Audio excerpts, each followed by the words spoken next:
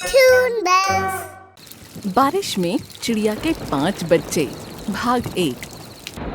क्या बात है मोनू जी, आप खुश नजर नहीं आ रहे? कोई चिंता की बात है क्या? पिंकी, हमारे दोनों बच्चे जल्दी ही हमारे बीच होंगे।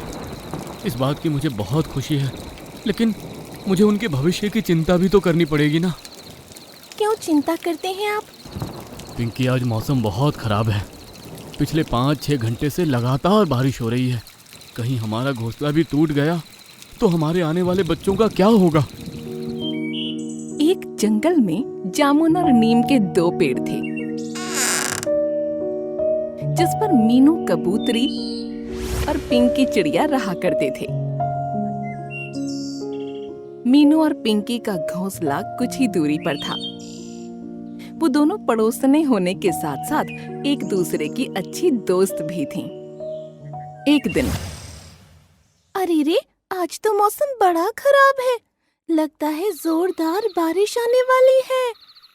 सिर्फ आज ही नहीं, अब तो बरसात का मौसम शुरू हो गया है। अब तो रोज ही बारिश आएगी। अब ऐसे मौसम की आदत डाल लो। मुझे ऐसा लगता है हमें जितना हो सके अनाज जमा कर लेना चाहिए। जल्दी ही हमारे बच्चे भी दुनिया में आने वाले हैं। हमें उनके लिए भी तो सब तैयारी करनी होगी ना। ठीक कह रहे हैं आप। मैं अपनी सहेली मीनू से मिलकर आती हूँ, फिर हम दोनों साथ में दाना लेने के लिए भी चले जाएंगे। हाँ, ठीक है। पिंकी उड़कर मीनू कबूतरी के घोंसले के पास पहुंची और जाकर दरवाजा खटखटा देती है। दरवाजे पर दस्तक सुनकर मीनू कबूतरी दरवाजा खोलती है। अरे वाह पिंकी, तुम! सच बताऊं तो मैं तुम्हें बहुत याद कर रही थी। कैसी हो तुम? मैं तो ठीक हूँ, लेकिन ये बता, तू आजकल दिखाई नहीं देती। ना दाना लेने के लिए साथ चलती है, ना शाम को ठंडी हवा में निकलती है। तेरी तबीयत तो ठीक है ना? पिंकी की बात सुनकर मीनू कबूतरी थोड़ा शर्मा जाती है और उसे अपने साथ घोंसले के अंदर ले जाती है। ये देख, मेरे बाहर न निकलने का कारण कोई बीमारी नहीं बल्कि ये है। पिंकी ने देखा कि सामने 3 अंडे रखे हुए हैं और मीनू उन्हें प्यार से देख रही है। ये तीनों अब दुनिया में आ चुके हैं और अभी मेरी इन तीनों अंडों को ढेर सारा प्यार और देखभाल करने की जरूरत है। और फिर तुझे तो पता ही है ना कि अंडों को शिकारी पक्षियों से भी बचाकर रखना होता है। इसीलिए आजकल मैं पूरा दिन अपने अंडों के पास ही रहती हूँ। मुझे तो लगा था कि जब मैं 1-2 दिन बाहर नहीं निकलूंगी तो तू खुद मुझे ढूंढते हुए मेरे घोंसले तक आ जाएगी। अरे वाह, ये तो तूने बहुत अच्छी खबर सुनाई। बहुत बहुत बधाई हो तुझे।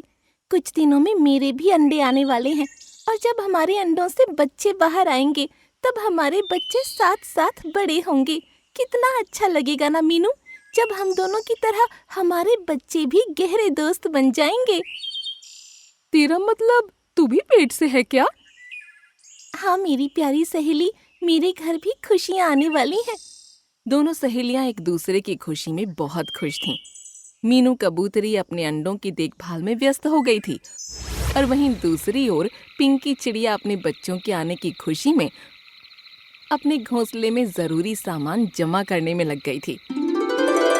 जल्दी ही पिंकी चिड़िया भी 2 अंडों को जन्म देती है। क्या बात है मोनू जी, आप खुश नजर नहीं आ रहे? कोई चिंता की बात है क्या?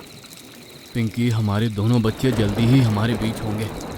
इस बात की मुझे बहुत खुशी है, लेकिन मुझे उनके भविष्य की चिंता भी तो करनी पड़ेगी ना। क्यों चिंता करते हैं आप? जब आप और मैं उनकी देखभाल करने के लिए हैं तो डरने की कोई बात नहीं है। हम मिलकर अपने बच्चों का बहुत अच्छे से ख्याल रखेंगे। पिंकी, आज मौसम बहुत ख़राब है।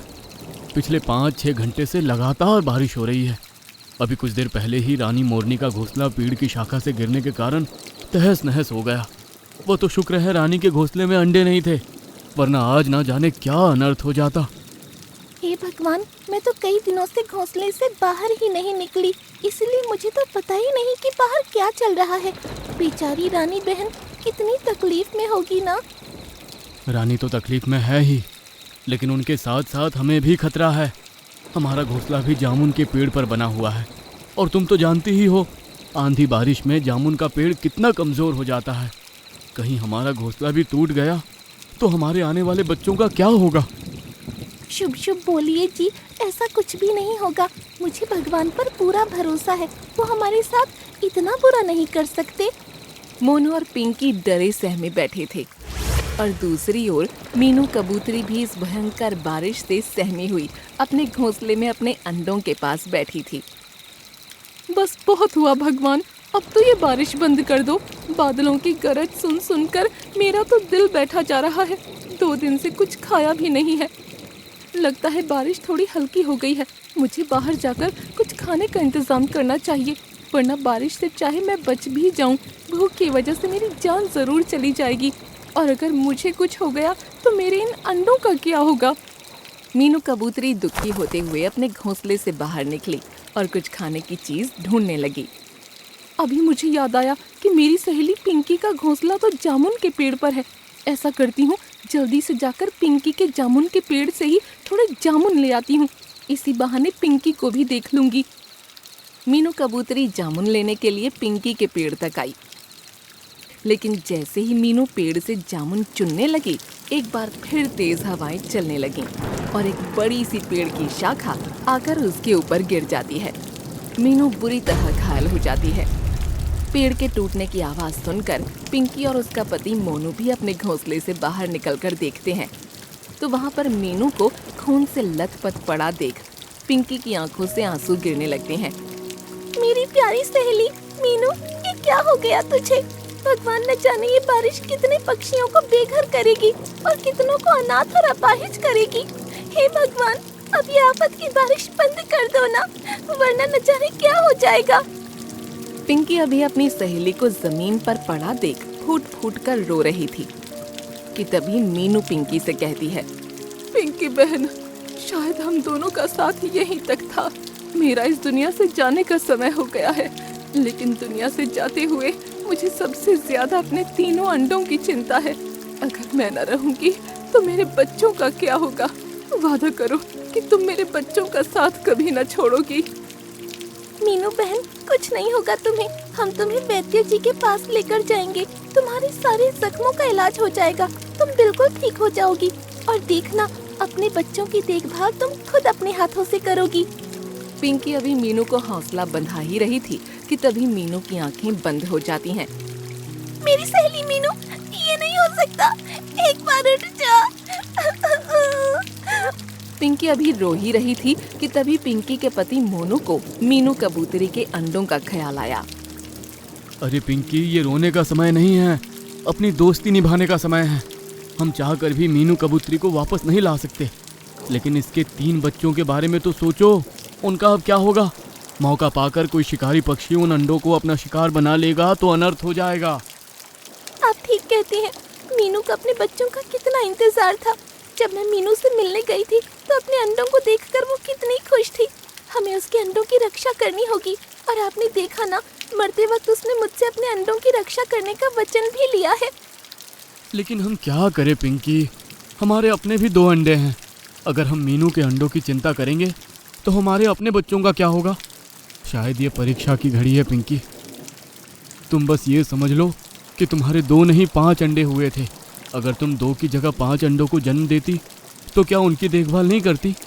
मैंने सोच लिया है, हम मीनू के अंडों को भी अपने अंडों की तरह ही देखभाल करेंगे। मोनू की बात सुनकर पिंकी चिड़िया मीनू के घोंसले में आती है।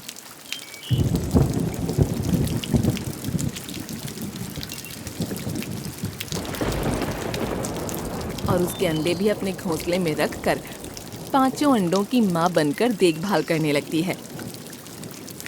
धीरे धीरे कुछ दिन और बीत जाते हैं और एक दिन बारिश रुकने के बाद जंगल में तेज धूप निकल आती है। आज तो जंगल में बहुत तेज धूप निकली है। लगता है मानसून का समय बीत गया। पिंकी, घर में जो भी अनाज था सब खत्म हो गया है। तुम अंडों की देखभाल करना, मैं कुछ खाने का इंतजाम करके आता हूँ। ठीक है मोनू जी, मैं 5 बच्चों का पूरा ख्याल रखूंगी। आप खाने का इंतजाम करके आइए। मोनू खाने की तलाश में घोंसला छोड़कर काफी दूर निकल आया था। पहले तो जामुन के पेड़ पर जो भी जामुन थे उन्हीं से हमारे खाने का इंतजाम हो जाता था, लेकिन अब तो जामुन का मौसम भी खत्म हो गया। कुछ समझ में नहीं आ रहा क्या करूं। पिंकी ने भी कई दिन से ठीक से खाना नहीं खाया है। आज तो मुझे खाने का इंतजाम करना ही होगा। थोड़ी देर में मोनू को जंगल में एक जगह पर बहुत सारा अनाज बिखरा दिखाई दिया। अरे वाह, इतना सारा अनाज! लगता है मेरी तलाश पूरी हो गई। मोनू जैसे ही वो दाना चुगने लगा, शिकारी का एक जाल आकर मोनू को उसमें जकड़ लेता है। क्या मोनू कभी शिकारी के जाल से आजाद हो सकेगा? क्या मोनू के बाद उसके परिवार पर भी दुखों का पहाड़ टूट पड़ेगा? या फिर पिंकी चिड़िया सब संभाल लेगी? जानने के लिए देखिए कहानी का अगला भाग। ये कहानी है सीतापुर गांव की, जहां लूसी चिड़िया रहा करती थी। लूसी चिड़िया का कोई बच्चा नहीं था। इस बात पर जंगल के पक्षी काफी चर्चा भी किया करते थे। मुनमुन चिड़िया नटखट बंदर से बात करते हुए कहती है, नटखट बंदर, देखना लूसी चिड़िया बेचारी इतनी दुखी है। इसको एक भी बच्चा नहीं हो रहा। ये बेचारी बांझ ही है। तुम तो जानती हो मुनमुन चिड़िया, लूसी चिड़िया माँ नहीं बन सकती।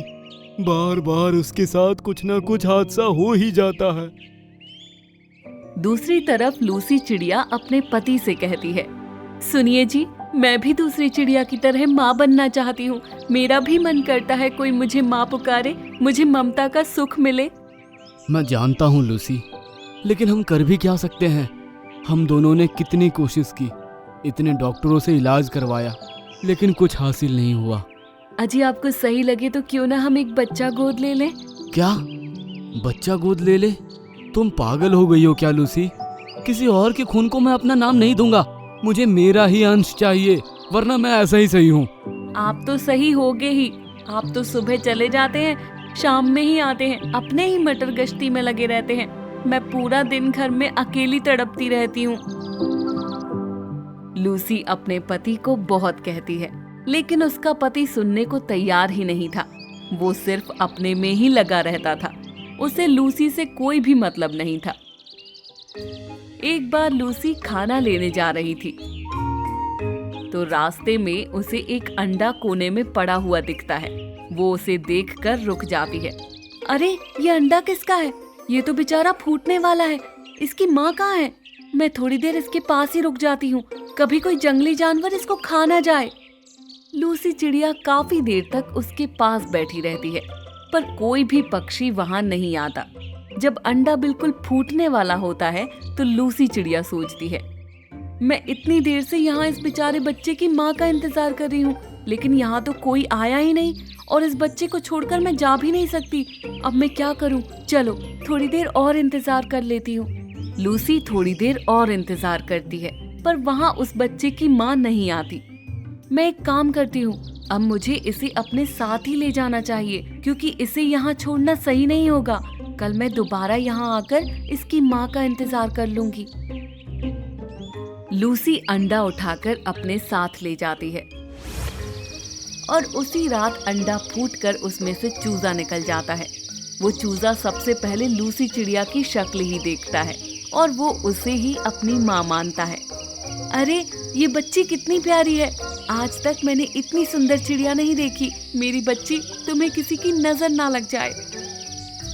लूसी उस बच्चे की माँ की रोज तलाश करती है, पर उसे सफलता प्राप्त नहीं होती।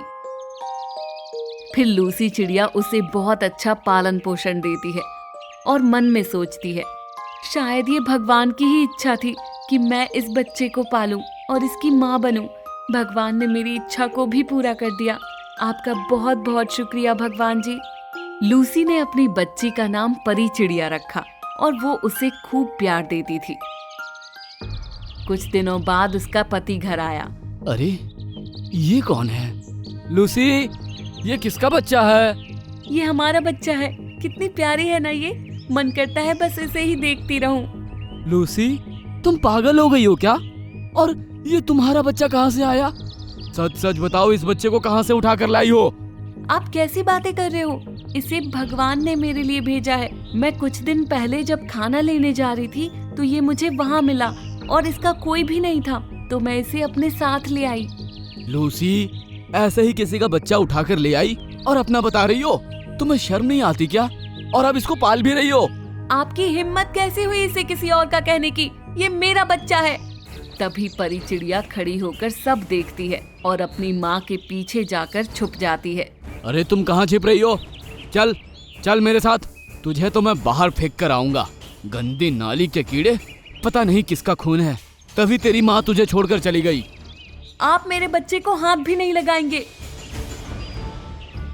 फिर लूसी का पति परी चिड़िया को हाथ लगाने जाता है तो लूसी चिड़िया उसका हाथ झटक देती है और कहती है, आप मुझे छोड़कर यहाँ से चले जाइए। आप अपनी मटर गश्ती में ही बिजी रहो, मुझे आपके साथ नहीं रहना। और हम ही एक काम करते हैं, मैं और मेरा बच्चा अपना अलग घोंसला बना लेंगे। आज से हमारा रिश्ता खत्म। लूसी चिड़िया वहाँ से अपने बच्चे को लेकर उड़ जाती है और अपना नया घोंसला बना लेती है। माँ, माँ, क्या आप मेरी माँ नहीं हो? क्या वो चिड़ा जो कह रहा है वो सच है? क्या मैं आपकी बच्ची नहीं हूँ? बेटा, तुम इन सब बातों के बारे में मत सोचो। बस ये याद रखो कि मैं ही तुम्हारी माँ हूँ और तुम्हें मुझसे कोई अलग नहीं कर सकता। फिर लूसी चिड़िया कभी भी अपने पति के पास वापस नहीं आती और वो अपने बच्चे को ढेर सारा प्यार देती है और कभी उसे अपने से दूर नहीं करती।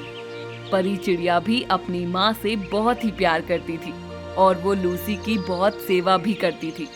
आज का जमाना कहाँ है जहाँ लोग दूसरों की खुशी में खुश हों। आजकल तो एक दूसरे से जलने वाला जमाना है जहाँ हर कोई किसी को ऊपर नहीं देखना चाहता और ना ही किसी को खुश देखना चाहता है। लूसी के साथ भी ऐसा ही होने लगा। लूसी को सब ताने देने लगे। अरे देखो तो इस लूसी को, ये दूसरे का अंडा लेकर कितनी खुश हो रही है और इसे तो पता भी नहीं है कि वो किसका अंडा था। और बेचारी वो माँ कितनी परेशान होगी जिसका अंडा खो गया। लूसी कुछ नहीं कहती और ऐसे ही उड़कर चली जाती है। थोड़ी सी आगे जाती है, फिर कुछ लोग और मिलते हैं झुंड बनाए हुए।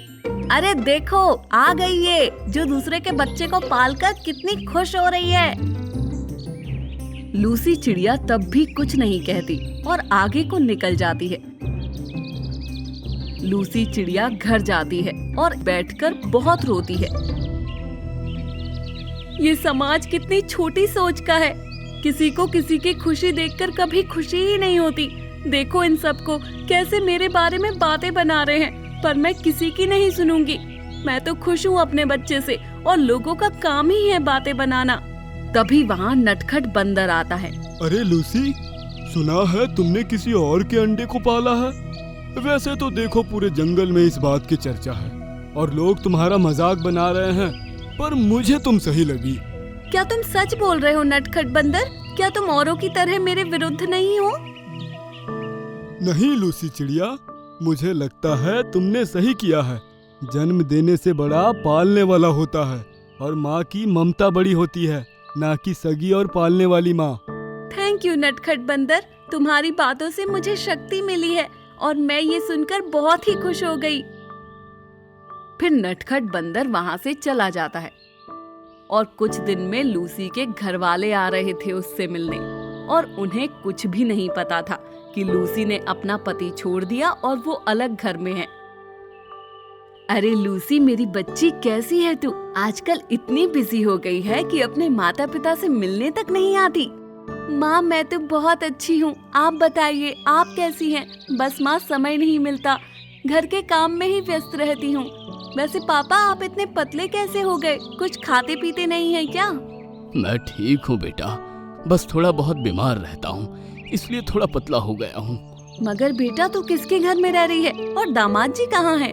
कहीं बाहर गए हैं क्या? मम्मी, वो मैंने अपना अलग घर बना लिया है। पर बेटा, तूने ऐसा क्यों किया और तूने हमें बताना भी जरूरी नहीं समझा? वो पिताजी, वो मुझे बहुत ही परेशान करने लगे थे और महीने में एक बार घर आते थे बस देखने के लिए और मुझ पर बिल्कुल भी ध्यान नहीं देते थे और हमारा बच्चा भी नहीं हुआ था। उन्हें इस बात की भी परवाह नहीं थी। तभी वहाँ पर परी चिड़िया आती है। मम्मी, ये कौन है?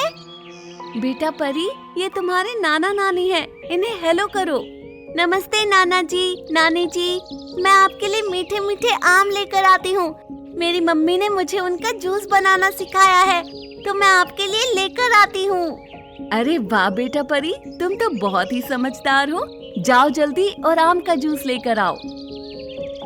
परी चिड़िया जूस लेने चली जाती है। तब लूसी की माँ कहती है, अरे लूसी, अभी तुम बोली कि तुम्हारी कोई औलाद नहीं है, फिर ये इतनी प्यारी बच्ची किसकी है? जब दामाद जी का बच्चे पर ध्यान नहीं था तो ये तुम्हें माँ बोलने वाली कौन है? मम्मी, मुझे एक अंडा रास्ते में मिला था और ऐसे ही पड़ा हुआ था और इसे कोई नहीं ले जा रहा था, तो मैंने सोचा मैं ही इसकी माँ बनकर इसे पाल लूं। तब से मैं ही इसे पाल रही हूँ। बेटा लूसी, ये तूने सही नहीं किया। किसी और के बच्चे को तू कैसे पाल सकती है? ये किसी और का खून है और तू जानती नहीं कि तूने ये करके कितनी बड़ी गलती करी है। बेटा, अगर इसकी माँ तुझे मिल गई तो तुझे कितना दुख होगा इसको छोड़ने में, और अगर वो परी को तुझसे छीन कर ले गई तो तू क्या करेगी? मम्मी, आप भी औरों की तरह ही बोल रही हैं। सब लोग यही कह रहे हैं, लेकिन मैंने इसे पाला है और अब मैं ही इसकी माँ हूँ। पर मेरी बच्ची, तेरे पिता सही कह रहे हैं। अगर इसकी असली माँ वापस आ गई तो तू क्या करेगी? अगर इसकी अब असली माँ भी आएगी तो मैं इसे कहीं जाने नहीं दूंगी, क्योंकि परी मेरी बेटी है। भले ही मेरे कोख से नहीं हुई हो, लेकिन मैंने इसे पाला है, इसे मैं किसी को नहीं दूंगी। बेटा, मैं हर मुसीबत में तेरे साथ हूँ, बस तुम मुझे हर चीज समय पर बताती रहना, और कोई भी दिक्कत आए डरना मत, तेरी मम्मी और पापा तेरे साथ हैं। मम्मी पापा, आपका बहुत बहुत शुक्रिया। मुझे तो लगा था कि मुझे ये जिंदगी की लड़ाई अकेले ही लड़नी पड़ेगी, पर आज आपका साथ मिलकर मैं बहुत खुश हूँ। नहीं बेटा, भले ही हम तुझे कितना भी डांट ले, लेकिन हम हमेशा तेरे साथ ही रहेंगे। और फिर लूसी के माता पिता कुछ समय के बाद चले जाते हैं। और जैसा सब कहते हैं वैसा हो जाता है और परी चिड़िया की माँ आ जाती है। ये मेरी बच्ची है, इसे मुझे वापस दे दो। नहीं, तुम इसे छोड़कर चली गई थी, ये मेरी बच्ची है। इसे मैंने जन्म दिया है, पर इस पर तुम्हारा कोई हक नहीं है। नहीं, सिर्फ पैदा करना ही सब कुछ नहीं होता। तुम तो परी को पेड़ पर छोड़कर चली गई थी, और जब ये अंडे में से निकली इसने मेरी शक्ल देखी थी, इसलिए ये मुझे माँ मानती है, और अब मैं ही इसकी माँ हूँ, और तुम ऐसे ही परी को नहीं ले जा सकती। तुम कुछ भी कर लो, ये तो मेरी ही बेटी है और मैं इसे हासिल करके रहूंगी। उन दोनों की काफी बहस हुई और लूसी चिड़िया ने परी को नहीं जाने दिया, और रानी चिड़िया गुस्सा होकर वहाँ से चली गई। अपने घर में जाकर वो बोली, कुछ तो करना ही होगा अपनी बेटी को पाने के लिए। आखिर मैंने उसे जन्म दिया है, वो मेरी है। कल मैं चिड़ियों की सभा में ये बात करूंगी कि उस पर किसका हक है। रानी चिड़िया एक सभा बुलाती है और सारा मुद्दा राजा तोते के सामने रख देती है। राजा जी, परी मेरी बेटी है, मैंने उसे जन्म दिया है, तो क्या एक माँ को अपनी बेटी के साथ रहने का हक नहीं है? हक? कैसा हक? राजा जी, जब एक माँ अपने नवजात बच्चे को अकेला छोड़कर चली जाती है तो उसका हक उस पर कैसे हो सकता है? मैंने आज तक परी की देखभाल की है, तो उस पर मेरा ही हक है। पालने से कुछ नहीं होता, सगी माँ का दर्जा सबसे बड़ा होता है, और आज मुझे तोते राजा से अपने लिए इंसाफ चाहिए। मैंने दोनों पक्षों को अच्छे से सुना, जिसके बाद मैंने फैसला किया है कि कुछ दिनों के लिए रानी चिड़िया को अपनी बेटी को साथ रखने का अधिकार जरूर मिलना चाहिए। अगर किसी कारणवश वो अपनी बेटी को अच्छे से पालने में सक्षम नहीं हुई या परी चिड़िया उसे अपनी मां नहीं मानती, तो परी पर सिर्फ लूसी चिड़िया का अधिकार होगा। परी चिड़िया रानी चिड़िया को सौंप दी जाती है। रानी चिड़िया बहुत खुश होती है। परी मेरी बेटी, चलो मेरे साथ। परी और रानी दोनों घर पहुंच जाते हैं। तब रानी चिड़िया सोचती है, मेरी बेटी मेरे घर पर आई है, आज उसे बहुत अच्छा खाना दूंगी। रानी चिड़िया खाना तैयार करके परी को आवाज देती है, परी बेटा देखो, आज मैंने तुम्हारे लिए कितना स्वादिष्ट खाना लाई हूँ, तुम खुश हो जाओगी इसे खाकर। वो 3-4 बार परी को आवाज लगाती है, लेकिन वो नहीं सुनती। तो रानी उसे पूरे घर में देखने लगती है, पर परी उसे घर के बाहर एक डाल पर बैठे रोती हुई दिखाई देती है। बेटा रो क्यों रही हो, चलो ना खाना खा लो। मुझे खाना नहीं खाना है, तुम बस चले जाओ यहाँ से। चुप करके खाना खा लो। कहा ना नहीं खाना मुझे। रानी परी को मारते हुए कहती है। देखती हूँ कब तक नहीं खाएगी। और खाना उसके सामने रखकर चली जाती है। परी फिर अपने मन में सोचती है, ये मेरी माँ नहीं हो सकती। कोई माँ अपने बच्चे को नहीं मारती। मुझे मेरी माँ के पास जाना है। रानी चिड़िया भी घर जाकर सोचती है, मुझे परी के साथ ऐसा नहीं करना चाहिए था। वैसे भी मैंने उसकी खुशियाँ छीन ली हैं। मैं सच में बुरी माँ हूँ, लेकिन मैं क्या करूँ? मुझसे भी तो उसके बिना नहीं रहा जाता। रानी फिर से परी को जाकर देखती है। परी की आंखों से आंसू रुक ही नहीं रहे थे, वो रोए ही जा रही थी। परी, चलो तुमको एक ऐसी जगह ले चलूं जहाँ जाकर तुम बहुत खुश रहोगी। आओ मेरे साथ। रानी परी उसे दूसरी माँ के घर ले आती है। परी अपनी माँ को देखकर खुश हो जाती है और रोते रोते लिपट जाती है। उनका प्यार देख रानी की आंखों में भी आंसू आ जाते हैं। माँ, तुम सिर्फ मेरी माँ हो और इस औरत को मैं नहीं जानती। अगर जन्म देकर कोई छोड़ दे तो हम उसे माँ बाप कैसे कह सकते हैं? मगर जो पालता है सबसे बड़ा हकदार तो वही होता है। लूसी और परी की इतनी ममता देख रानी को भी रोना आ गया और उसे अपनी गलती का एहसास हुआ। मुझे माफ कर दो। सॉरी, मैं तुम्हारी एक अच्छी माँ नहीं बन पाई। और लूसी मुझसे ज्यादा अच्छे से तुम्हें संभाल सकती है। तुम उसी के साथ रहो। मैं तुम दोनों को अब कभी भी परेशान नहीं करूंगी। बल्कि अगर कोई तुम्हें परेशान करने की कोशिश करेगा, मैं उसको सबक सिखा दूंगी।